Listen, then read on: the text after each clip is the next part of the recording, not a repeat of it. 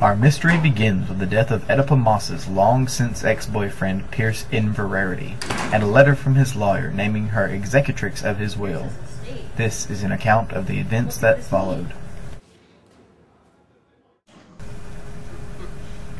Upon meeting with Metzger, Pierce's lawyer and co-executor of Pierce's will, the couple found themselves in a curiously named bar where a man, one Mike Fallopian, would unravel the next piece of Oedipa's conspiracy. Fronting for the Peter Penguin Society, Fallopian would be Oedipa's only explanation for the events that were about. He would go on to explain Yoyodyne's semi-secretive mail system and the laws against it, the first of many moves in the chess game Oedipa had yet to realize was going on. But perhaps this wasn't the key event at all. Chances are likely that what happened next would prove to be entirely more sinister.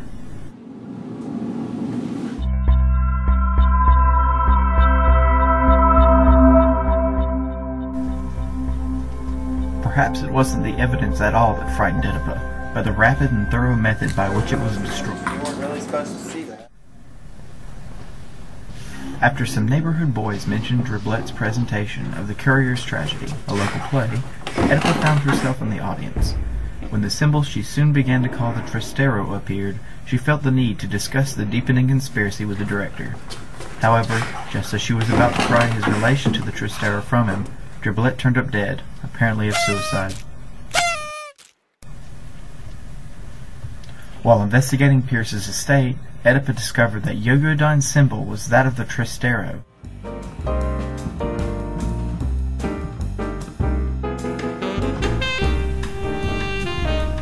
And then all the pieces fell into place. While telling a suspicious figure, who yet remains unknown, Oedipa discovers the Trastero mail route.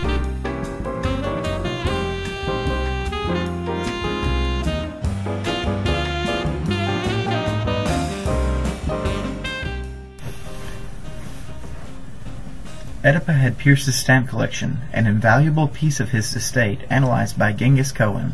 This interview with him revealed what was said at great risk to Cohen's life.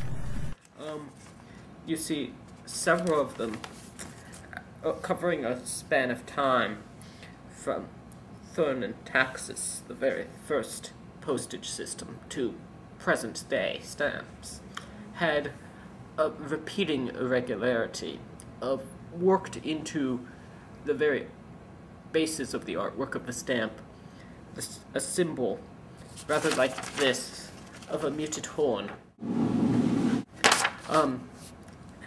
Considering that they originated with Thurn and Taxis time period, I can only assume that the horn represented the muted horn represented the muting of the symbol of the Thurn and Taxis, which was a horn.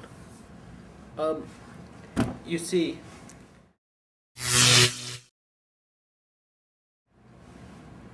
with later information, specifically the name Trastero, that I was told was linked to this, I was able to trace this back to a Spanish nobleman of the same name, who had been in the line of inheritance for several things, among which was the Thurn and Taxis system.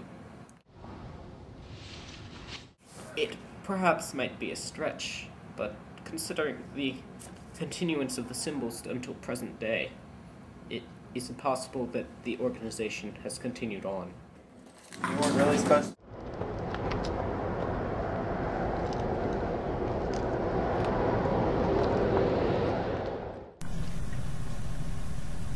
And so, with her own eyes, she'd verified a waste system, seen 2 waste postmen, a waste mailbox, waste stamps, and waste cancellations.